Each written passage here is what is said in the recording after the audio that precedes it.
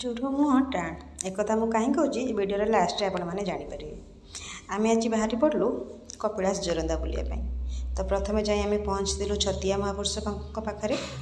ସେଠୁ ତାଙ୍କ ଦର୍ଶନ ସାରି ଆମେ ବାହାରି ପଡ଼ିଲୁ କପିଳାସ ଯିବା ପାଇଁ।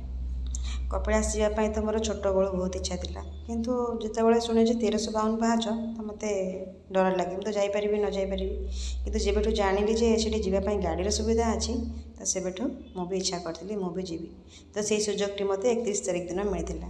ତ ଆମେ ବହୁତ ଲୋକ ପିକନିକ୍ ଇଏରେ ଯାଇଥିଲୁ ବୁଲିବା ପାଇଁ। ସେଠି କପିଳାସରେ ଆମେ ପହଞ୍ଚି ଯାଇଥିଲୁ। ଆମେ ତ ବାହାରିଥିଲୁ ଗାଡ଼ିରେ ଯିବା ପାଇଁ। ଆମେ ଗାଡ଼ି ପାଇଁ ବାହାରିଲୁ, ଗାଡ଼ି ରାସ୍ତାରେ ତ ସେମାନେ ଗଲେ ଚାଲିକି। ତ ମୁଁ ଏଇଠି ସାନୁ ଟିଫିନ୍ ଷ୍ଟଲ୍, ସାନୁ ପୂଜା ସାମଗ୍ରୀ, ସାନୁ ହୋଟେଲ ସେମାନଙ୍କର ଫ୍ରିରେ ପ୍ରମୋସନ୍ ଭିଡ଼ିଓ କରୁଥିଲି। ଦେଖୁନାହାନ୍ତି, ଯୁଆଡ଼କୁ କ୍ୟାମେରା ବୁଲେଇଲେ ଖାଲି ତାଙ୍କର ହିଁ ଦୋକାନ।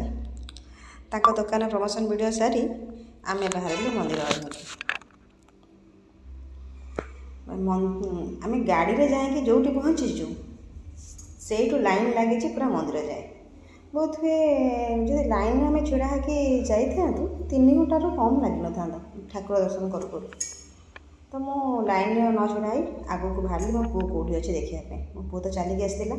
ମୁଁ ଗଲାବେଳକୁ ମୋ ପୁଅ ଚାଲିକି ଆସି ପହଞ୍ଚିକି ଛିଡ଼ା ହେଇଛି ପୁରା ମନ୍ଦିର ପାଖାପାଖି। ମୁଁ ଦେଖିକି ପୁରା ଖୁସି ହେଇକି ଯାଇକି ତା ପାଖରେ ଚୁପଚାପ ଛିଡ଼ା ହେଇଗଲି।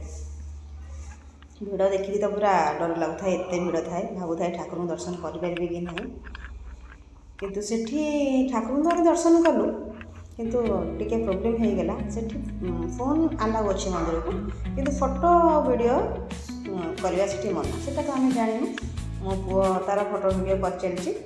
ଠାକୁରଙ୍କର ବି କିଛି ଭିଡ଼ିଓ ସେ କରିଦେଇଥିଲା ଭୁଲରେ, ଜାଣିନୁ ଯେହେତୁ। ତ ସେଠି ପୋଲିସ ଭାଇମାନେ ଆମକୁ ଫୋନ୍ ନେଇଗଲେ ଆମଠାରୁ। ବହୁତ ଯୁକ୍ତି, ମୁଁ ବି ତାଙ୍କ ସହିତ ବହୁତ ଯୁକ୍ତି କଲି। ଯୁକ୍ତି ପରେ ସେ କହୁଛନ୍ତି ଯେ ଚୋର ମୁହଁ ଟାଣ। ମୁଁ ଚୋର ମୁହଁ ଟାଣ କ'ଣ ପାଇଁ କହିଲେ? ଯଦି ଆପଣଙ୍କର ଏଠି ଫୋନ୍ ଆଲାଉ ନାହିଁ, ତାହେଲେ ଫୋନ୍ ଆପଣ ପୁରୀ ମନ୍ଦିରରେ ଯେମିତି ବାହାରୁ ରଖିଦେଉଛନ୍ତି ଆପଣ ଯେମିତି ରଖିପାରିଥାନ୍ତେ।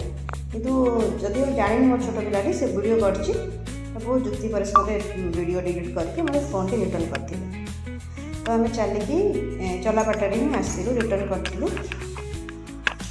ତାପରେ ମନ୍ଦିର ବୁଲିକି ଚାଲିକି ଆସିକି ମୁଁ ବହୁତ ଥକି ଯାଇଥିଲି।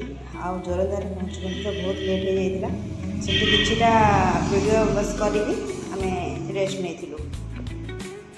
ରହିଲି, ଜୟ ଜଗନ୍ନାଥ।